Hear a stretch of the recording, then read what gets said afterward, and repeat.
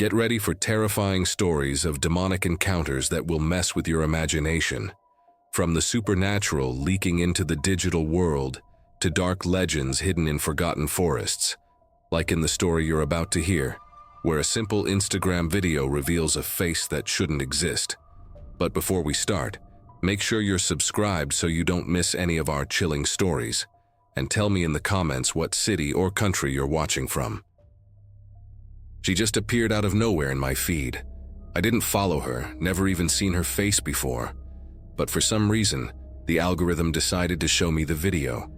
It looked like one of those generic makeup reels. Good lighting, soft background music, a beautiful woman explaining something in a low, soothing voice, her movements smooth and deliberate. But something was off. I felt it before I could even put my finger on what it was. You know that feeling when you sense something dark radiating from the screen?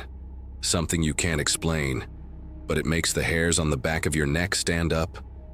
I hovered my thumb over the video, not pressing anything, just staring.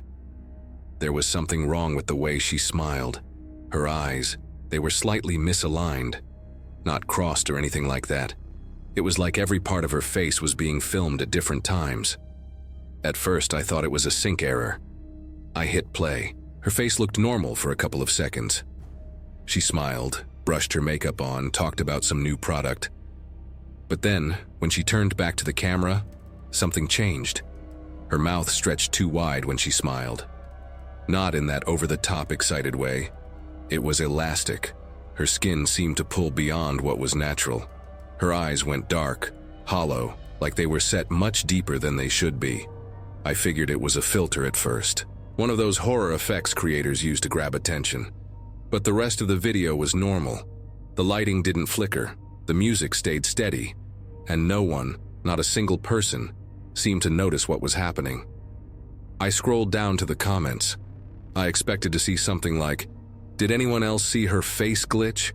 Or, "OMG, that filter scared the hell out of me." But nothing. Just the usual praise.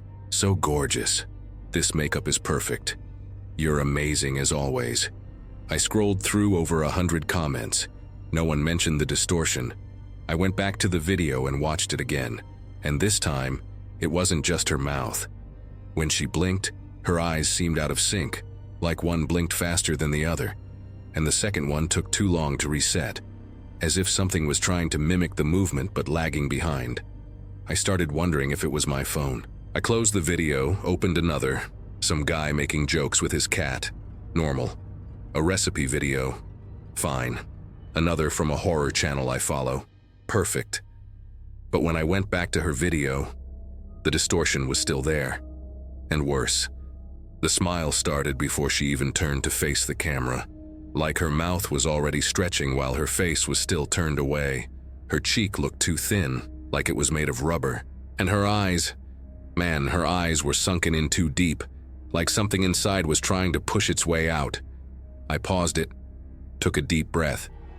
The air felt heavy, like there was some kind of presence lingering behind me. I turned slowly. Nothing. But the feeling of being watched stayed. The room was dark, just the glow of the screen lighting up my face. I set my phone aside for a minute, walked around the house, drank a glass of water. I forced myself to think, it's a filter. It has to be, some kind of poorly rendered special effect. But why only that video, and why hadn't anyone commented on it? I went to her profile, dozens of similar videos. I watched 5 or 6, all normal. Makeup, skincare, product recommendations. But there was one detail. The weird video was the only one she hadn't pinned to the top. No reposts, no mentions. It was like she wanted it to disappear from her profile over time. By this point, my head was spinning with questions. Was I losing it? Some kind of mental glitch? I'd read about demon face syndrome, that thing where your brain misinterprets faces due to a neural hiccup. But this wasn't some random face. It was her, and that smile. It wasn't a visual error. It was like something else was wearing her skin. I went back to the video for the 3rd time, and this time, I didn't hit play. I just left it frozen on the screen. And even then, her eyes seemed alive. Like, even frozen, They were staring back at me. The feeling of a presence grew stronger. A chill ran down my spine, and a low, almost imperceptible sound started vibrating in my ear. A deep hum, like static interference. I closed the app, locked my phone. But even after that, the image was still burned into my mind, like it had left a mark, like something had looked back at me and liked what it saw. That night I barely slept. Every time I closed my eyes, her face would flash in my mind, more distorted each time. Her mouth wider, her eyes deeper, her smile more satisfied. Even when I tried to distract myself, my brain kept circling back to it, like it was stuck on a loop in that video. It wasn't just a scare.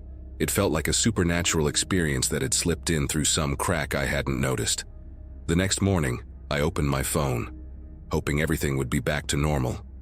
I went straight to Instagram, took a deep breath, and searched for the video. But it was gone. Not in my feed, not on her profile. Even the comments I remembered were deleted, like it had never existed. I tried searching her name. Nothing. No account. No posts. No mentions. It was like she'd been erased from the app. Like the whole thing had been a hallucination. But I knew what I'd seen, and what I'd felt. This wasn't some algorithm glitch or visual bug. It was like something had used that video as an entry point, a doorway, and I'd had the misfortune of watching at the wrong time. Or maybe the right time. I started searching online for similar stories, people who'd seen distortions in videos. I found old forums, buried posts, a few scattered accounts. One woman said she'd seen her son's face change during a video call. A guy swore that for a few seconds his girlfriend's reflection in his phone mirror blinked out of sync. And one post, deep in the archives, described exactly what I'd seen. The stretched smile, the sunken eyes, the feeling of being watched. The weirdest part?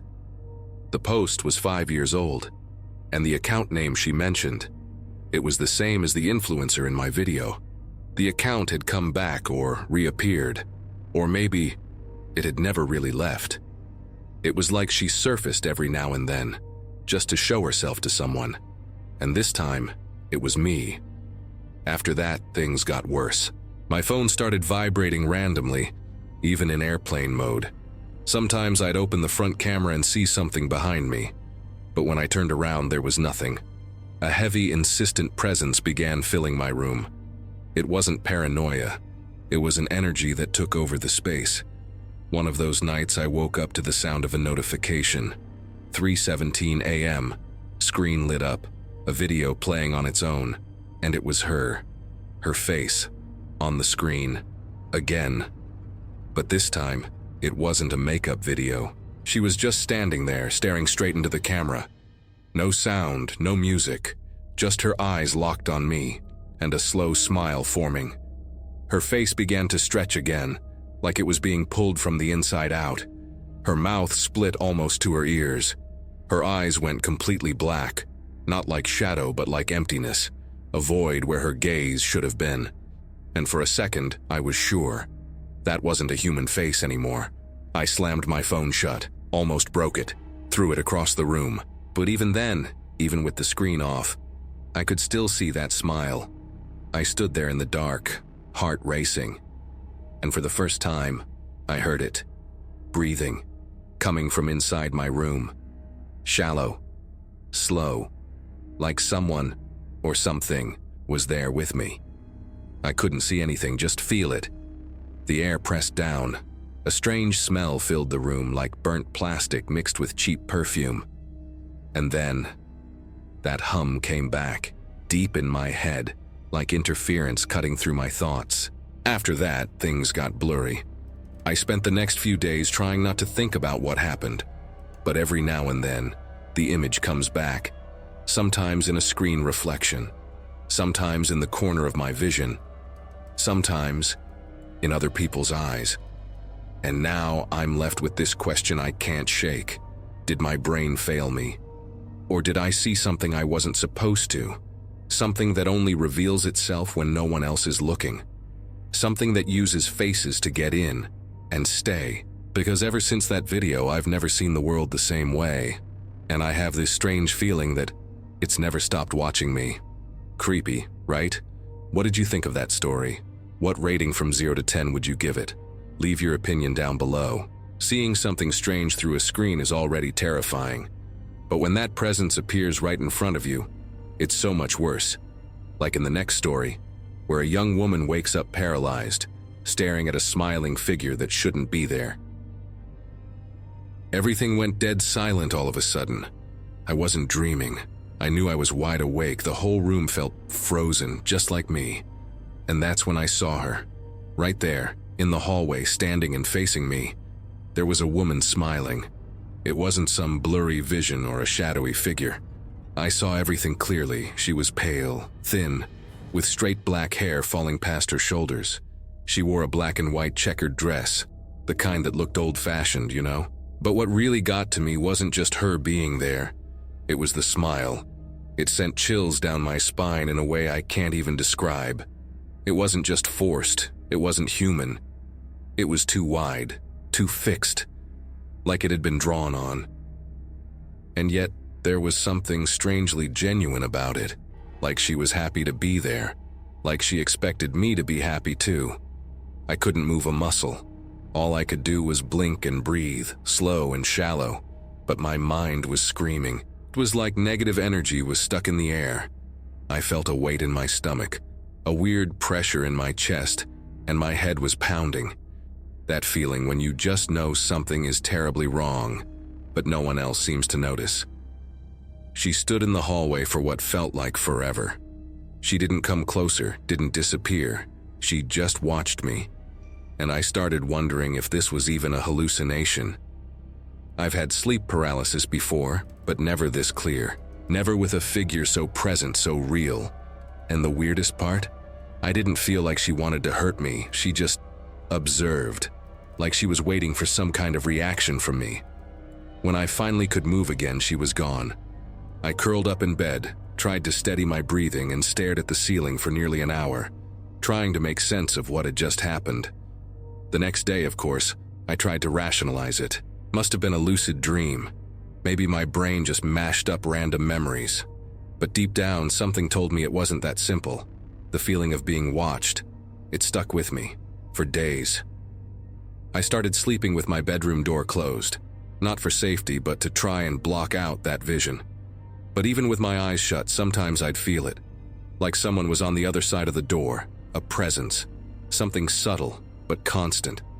One night, things got even stranger. I was lying on the living room couch, listening to the wind howling outside. A hurricane was rolling in off the coast. Gusts slammed against the windows, and the air felt thick with tension. The energy in the house had been off all day. The lights flickered now and then, and I had that uneasy feeling that something was about to happen. That hollow anticipation that clings to your skin. I don't know how long I dozed off, but I woke up suddenly, a chill running up my spine. I lay still for a moment, trying to figure out what had startled me. Then I looked at the glass door leading to the balcony and froze. There she was again, the woman in the checkered dress, standing outside completely still, smiling that same smile. The wind tossed her hair slightly to the side, but her body didn't move, like she didn't even feel the storm around her. And yet, the smile never changed. This time, I could move, but I couldn't get up. My legs shook just from looking at her. All I could do was pull a blanket over half my face, leaving only my eyes exposed. My heart was pounding so hard I thought I might pass out. But she didn't do anything. She didn't knock on the glass, didn't try to come in. She just stood there, watching. A few minutes later, a stronger gust blew through and the trees bent with the wind. The balcony curtain fluttered inward, and when it settled back into place, she was gone. I kept my eyes locked on that door until dawn, and the strangest thing? In the middle of all that fear, I felt a weird sense of relief, like in some way she had just come to let me know she was still around, that she still saw me, that there was some reason she was appearing, even if I couldn't understand it. In the days after the hurricane, I couldn't look at that glass door without feeling a chill creep up my spine. There was a tension in the air, like time was suspended, and every time night fell, I'd find myself waiting for her, even though I didn't want to. It was like my whole body knew that, sooner or later, she'd show up again. I started researching sleep paralysis, hypnagogic hallucinations, even dug into forums where people shared stories about similar entities. Some accounts were like mine, but nothing gave me a clear answer. Some called it supernatural. Others chalked it up to lapses in consciousness, spiritual presences, or projections from the subconscious. There were even people who believed certain entities only reveal themselves when the mind is vulnerable, like in that space between worlds. But the more I read, the more confused I got. What haunted me was that she never did anything direct. She never came closer, never touched me, never spoke. She just appeared and watched. That was the most unsettling part. The silence, the stillness, the hidden purpose I could feel but couldn't decipher. Like it all meant something I just wasn't ready to understand. I thought about my mom. She had died a year and a half before, and for a long time I'd swear I could feel her presence now and then. But this woman, she wasn't like that. Not even close. The energy was different.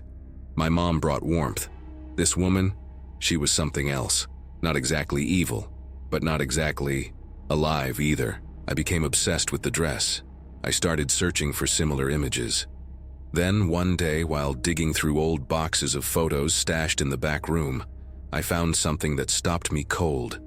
It was a picture of my grandma, young, with a group of unfamiliar women. They were on an old porch smiling, all dressed in 1950s-style dresses. And there, in the middle of them, was a woman in a black and white checkered dress. Her face was a little blurred, but the smile, that frozen, wide, almost cartoonish grin, was identical. I showed the photo to my dad. He barely glanced at it and said he didn't remember who she was. Said she was probably just some friend from back then who had passed through. But the way he looked away made me uneasy, like he knew something he didn't want to say. After that, I started paying more attention to the little signs. Sometimes I'd wake up in the middle of the night feeling like someone was standing at the foot of my bed. A shadow in the corner of the room that vanished when I blinked. The faint sound of footsteps in the hallway, but only when I was half asleep. That constant feeling of being watched, even in broad daylight. I started writing everything down in a notebook, every appearance, every sensation, even the weird dreams that started happening more often. In one of them, I was walking through an old house full of big windows and creaking doors, and at the end of an endless hallway, there she was, always standing, always smiling. But the thing that really shook me to the core happened on some random night, just like any other. I was half asleep, shifting slightly, when I felt the bed dip behind me. At first I thought it was my cat, but he was locked in the other room. I lay completely still, holding my breath, and that's when I felt a cold hand touch my shoulder. Slow, light, but firm. I jerked around and there was nothing there, nothing. But the sheet was pulled back, like someone had just gotten up. I sat up fast, went to the bathroom mirror to try and calm down. I leaned on the sink, took a deep breath, and when I lifted my head, she was behind me, reflected, standing in the doorway. But this time, the smile was different, wider, more open, like she had finally been truly seen. And for a second, I swear I felt like she had been waiting for that all along. I spun around, but no one was there. The bathroom door was open, the hallway empty. Since then, she hasn't appeared again. Not like before. But every time I close my eyes, that smile flashes behind my eyelids, like it's been burned into me, like she left something behind, a connection maybe, an invisible crack between what we see and what exists beyond. That's disturbing. It's hard to forget the image of a frozen smile in the dark. But fear doesn't only live in dreams or paralysis. It can also spread inside your own home, like you'll see now, in a true poltergeist case that turned ordinary nights into pure horror. Everything was fine with the house, until things started moving on their own. At first, it wasn't anything too alarming. A book falling off the shelf, a light flickering more than it should, or that faint creaking of wood at night. The kind of stuff you try to ignore because you've already got enough on your plate. But little by little, the house started to feel different. Heavy. Like someone was there with us all the time. Someone who didn't want to be ignored. I shared a room with my little brother. We slept in an old bunk bed, the kind that squeaks every time you move. And, well, there was a stretch where he fell out of bed 3 times in less than a week. We figured it was sleepwalking, or maybe he was just tossing and turning too much. But he swore something was pulling his leg. Then one night, I woke up convinced someone had shoved me. But my brother was fast asleep up top, and there was no one else in the room. That's when I started to think something was seriously wrong. I asked to switch rooms. We had a small attic my parents used for storing old junk. I managed to convince them to let me clean it out and turn it into my own space. At first, it felt like a sanctuary, a quiet place all to myself, away from the noises of the rest of the house. But that quiet didn't last long. I started hearing footsteps, not like someone actually walking, but something light dragging across the floor, always after midnight. Things got worse. I spent entire nights with the lights on because the energy in there felt off. A presence I couldn't explain, but it made my skin crawl. Then the knocking started. 3 sharp raps, always at my bedroom door. When I finally worked up the nerve to get up and open it, no one was there. Not a sound. Just that eerie emptiness, like something was staring back at me. On the 3rd night of the knocking, I went to bed actually praying. But what came next was even worse. I had a nightmare so real I woke up gasping, drenched in sweat. I was walking through a dark place, filled with muffled screams. It was like I was in a damp basement, surrounded by people writhing in the shadows, begging for help with hollow eyes. And at the far end there was a figure, something tall, cloaked, just watching me without moving. When I jolted awake, the clock read 3:33 a.m. I thought it was a coincidence, but I had the same nightmare the next 2 nights, always at the same time. On the 4th night, the bed shook. It wasn't in my head. It felt like a tiny earthquake was starting under the mattress.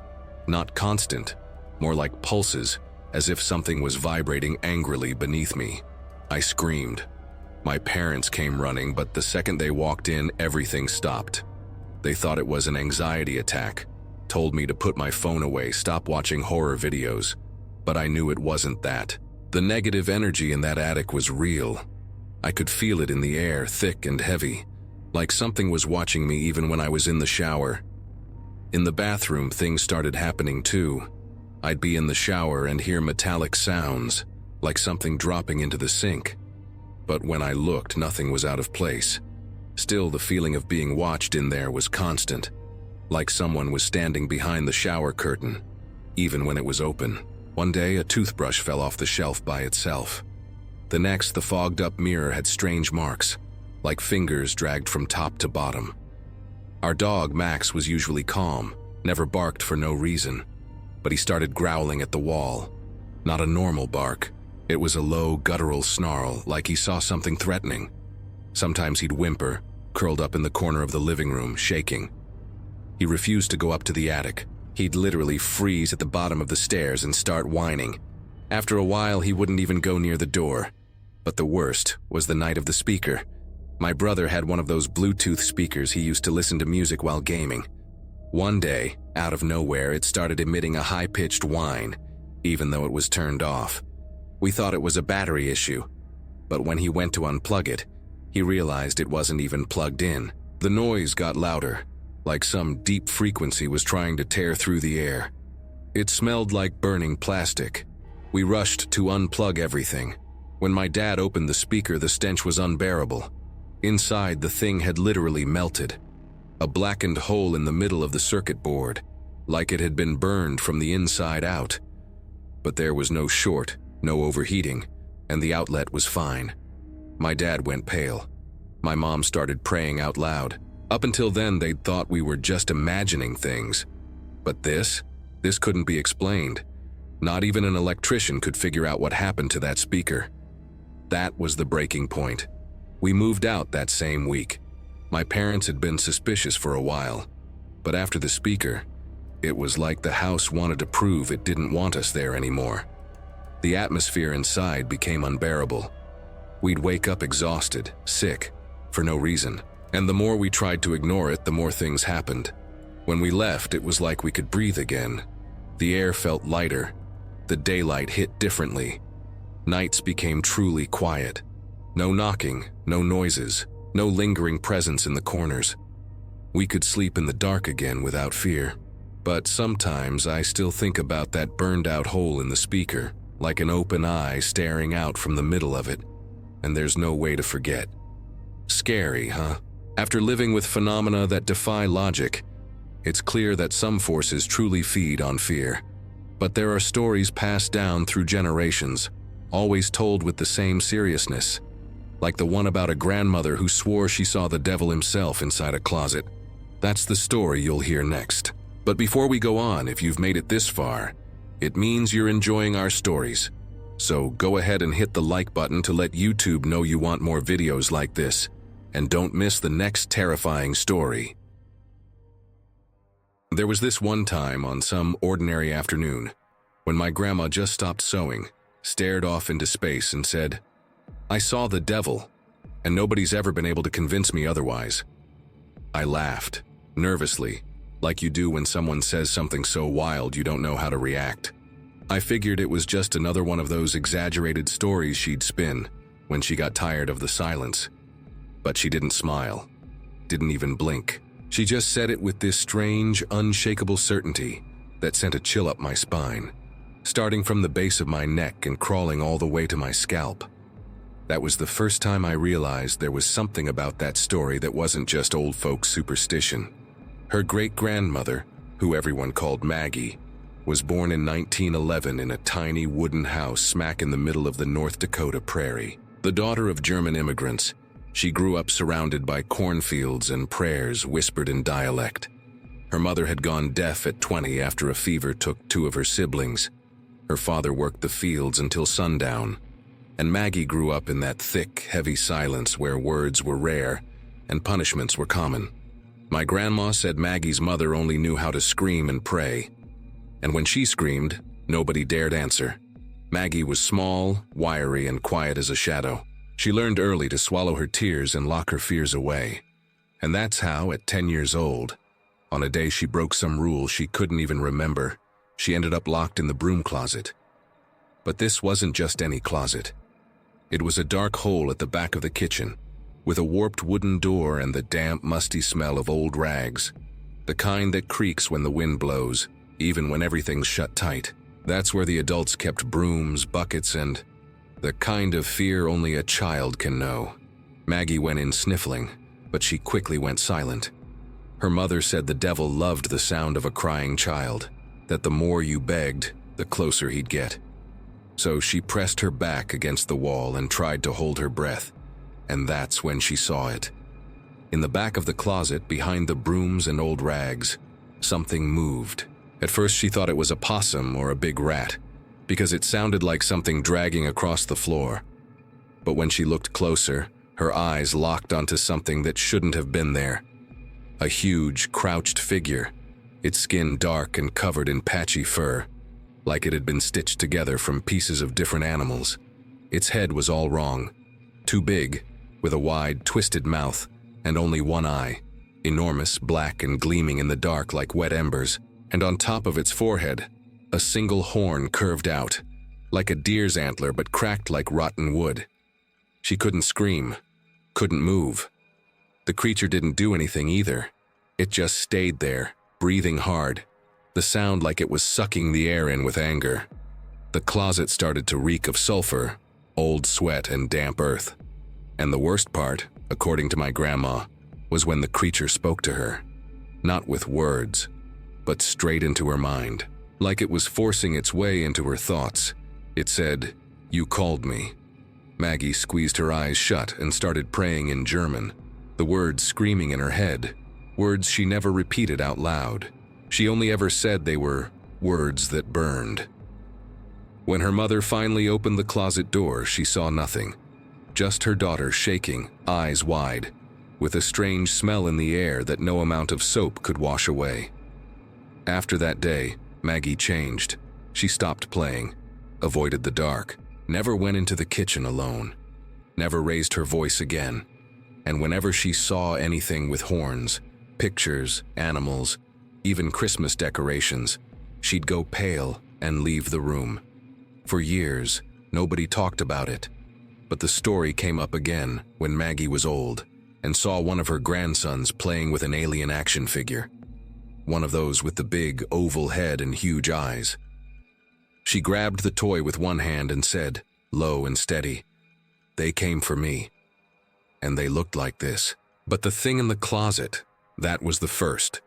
People said she was losing it, mixing up things she saw on TV with old memories.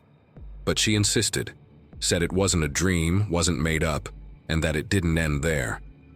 She always repeated the same thing, like it was a warning. They come back, they always come back, they're just waiting for the right time. My grandma told this story maybe 4 times in her life. Always the same way, always serious. Never like she was trying to entertain anyone.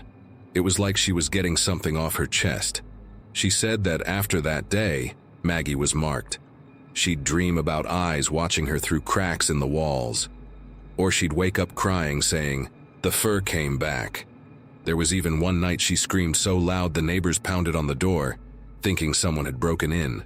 There's one detail I've never been able to shake. When Maggie died, they found a little wooden box hidden in the back of her bedroom closet.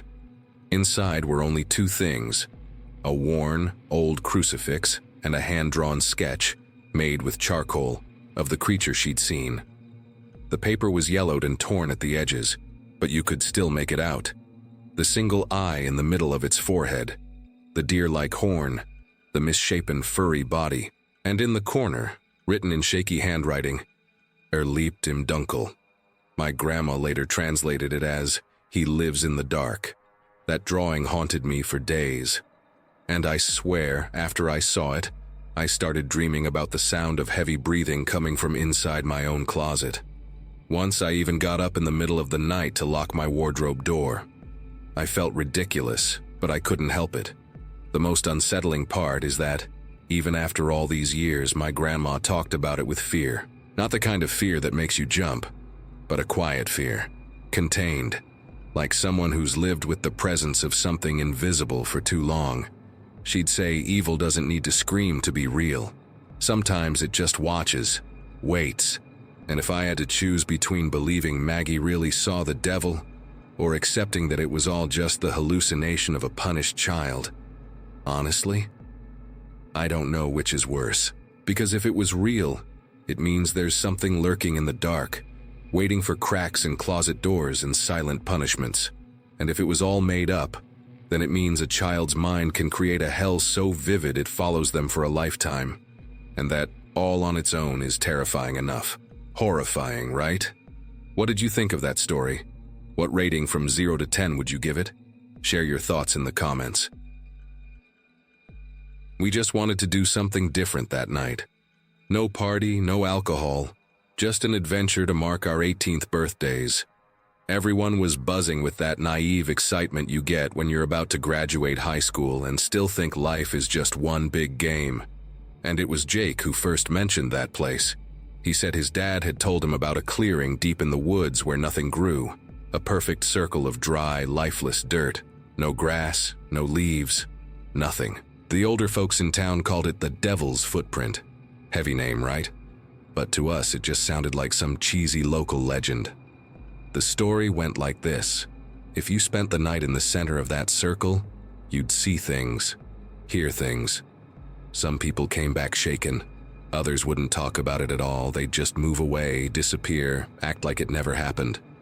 The kind of story that spreads in a small town where there's not much else to do besides scare yourself. So of course we had to go. It was a Friday. The air was thick and humid, the kind of night that feels heavier than it should. We took Sarah's brother's car. He agreed to come along as long as he didn't have to drive. There was me, Jake, Sarah, her brother, Ryan, and April. I brought a flashlight and some granola bars just in case, and we headed down a dimly lit dirt road to the edge of the woods. The trail to the clearing wasn't official. We had to push through a gap in the trees, guided only by the flashlight. The sounds of the town faded fast. All that was left was the crunch of our footsteps, the wind in the branches, and that weird rustling of leaves being crushed underfoot. The deeper we went, the thicker the air felt, like the forest was closing in around us. And when we finally saw that barren circle on the ground, we got why people avoided it. The devil's footprint was real, a perfectly round patch of earth, like someone had drawn it with a giant compass. Not a single leaf had fallen inside. The dirt was cracked and dry, and the strangest part, the trees around it leaned outward, as if they were trying to get away. We stood in silence for a while. No jokes, no laughter. We each took hesitant steps until we were all inside. The silence was almost suffocating. We stayed there for about 20 minutes. Jake tried to make light of it, cracking jokes, but no one laughed. Even Sarah, who usually loved to mess with us, was quiet. Nothing happened, at least not there. So we decided to head back. That's when things started to feel off. On the way out, I got this clear sense we weren't alone anymore. Every time the flashlight swept over the bushes, it felt like something was ducking just out of sight. It wasn't an animal. It was something else. That feeling of being watched, but multiplied. I kept looking over my shoulder, not even sure what I expected to see. The forest's silence didn't feel natural. It was too heavy.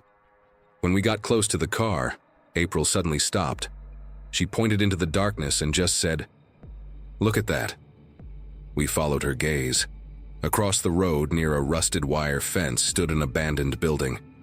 Even in the dim light, we could make out its shadowy outline. It was an old daycare that had burned down years ago. Jake mentioned it almost in a whisper, said the place was never torn down because no one wanted to mess with the ruins. It sounded like an excuse, but what really grabbed our attention was what was in front of it. A metal swing, moving on its own. It wasn't the wind.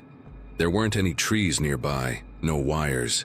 And the worst part, the swing didn't slow down, it just kept going back and forth at the same steady pace, like someone was there, playing. Ryan tried to come up with a logical explanation, maybe a cable or something, but there was nothing. Just that swing moving like it had a life of its own.